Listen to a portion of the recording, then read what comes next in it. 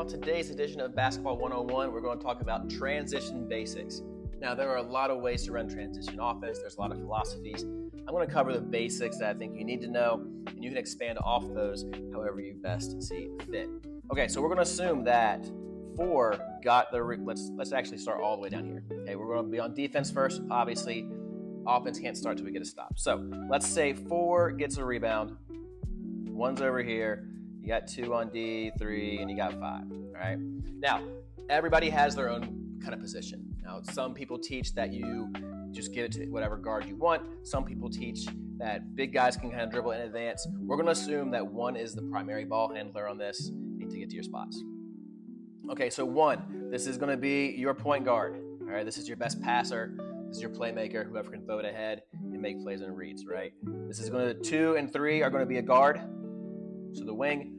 And 4 is going to be your trailer because they got the rebound. And 5 is going to be the rim runner because they are the other big. The way I've always taught it is guards get wide, and then rebounder trails, other big is going to go and sprint down the floor.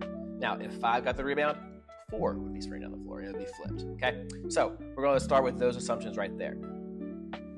What's going to happen first is 3 and 2, this is all happening at the same time, are going nice and wide, all right, nice and wide and deep. If 1, we're going to outlet to 1, okay? If 1 can throw ahead and make a play to one of those players, he or she is going to do so and get an easy bucket. Now, we outlet to 1, 2 and 3 sprint, 5 is running to the rim. I like going to the opposite side the ball is, but that's just me. So this is kind of where we are right here.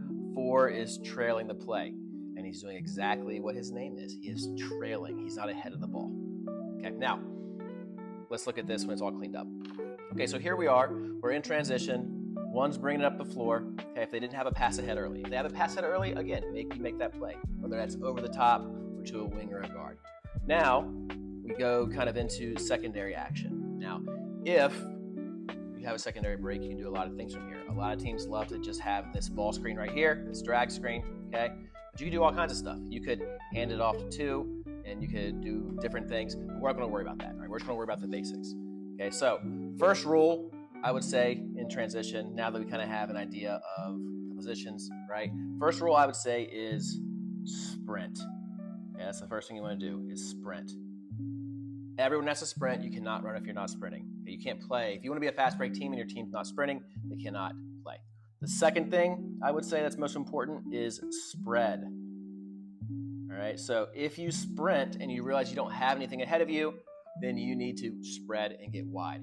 Why do we spread? We spread because we want to stretch the defense, okay?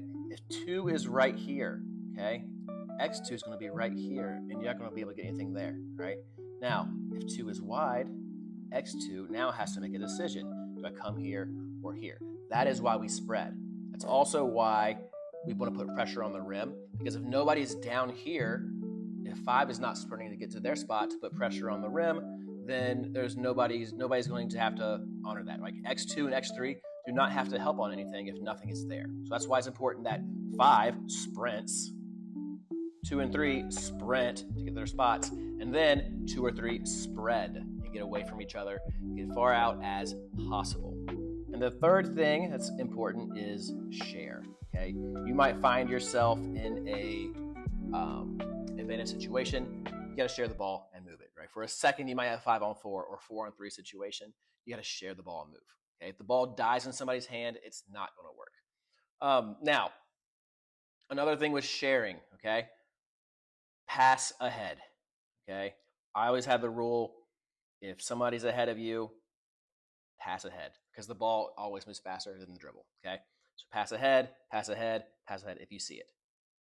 We can go into our other stuff later, but that's the most important stuff right there. The fourth thing I would say, an extra, would be flow.